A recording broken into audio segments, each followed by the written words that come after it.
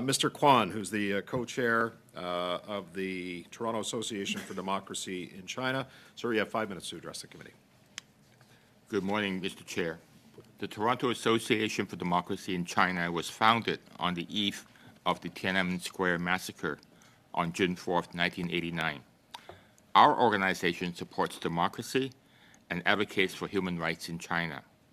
As well, in recent years, we have been a watchdog for Chinese interference on Canadian soil. The first foray by China to exert soft power on Canadian society occurred in the early 90s when China was eager to polish its international image post-Tiananmen Square. Urged on and supported by Chinese consulates, organizations were set up by individuals sympathetic to the regime. Chief among them are the National Congress of Chinese Canadians, NCCC, and its successor, the Confederation of Toronto Chinese Canadian Organizations, CTCCO. These and many other proxy organizations practice the art of astroturfing, echoing the party line to defend China's foreign and domestic policies. In addition to engaging friendly academics and business people to advocate on its behalf, China also spreads its tentacles to cultivate elected officials and infiltrate political institutions at all levels of the Canadian society. All this is documented in journalist Jonathan Manthrop's book, The Claws of the Panda. One of these instruments of interference is the United Front Work Department. According to official documents, United Front takes special interest in people of Chinese descent living abroad, viewing them as powerful external threats as well as potential allies. It also employs thousands of agents to pursue the Chinese Communist Party's political strategy to use international networks to advance its global interests. They also harass and intimidate Canadians who are critical of China, activists, dissidents, and human rights defenders, rendering the Chinese-Canadian community the real victims of this game. We are therefore not surprised by the finding of the recent CSIS report. No doubt, the interference in Canadian electoral process is a grave concern.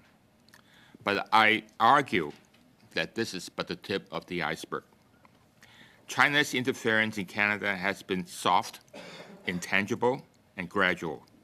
As a result, this built up over the years, the 90% of the iceberg, if you were, remains invisible to many Canadians.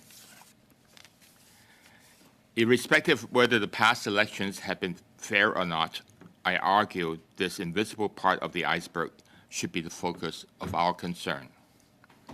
In 2017, Canadian Coalition on Human Rights in China, together with Amnesty International, gathered evidences of harassment and intimidation by the Chinese government on individuals in Canada working on China-related human rights concerns, and published the Harassment and Intimidation Report. The report also urged the government to set up a national hotline to allow for reporting of these harassment and intimidation incidents that are otherwise ignored by the local police or the RCMP. We therefore urge Canada to address China interference on these multiple fronts by taking a strong and principled stance in the issues highlighted in the CSIS reporting, establishing a national reporting hotline on harassment and intimidation, and set up a foreign agent registry similar to the one in Australia.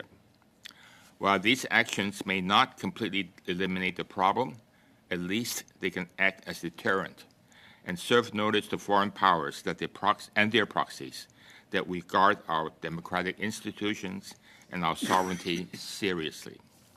And at this time, I would like to add a few lines about that is not in my prepared statement.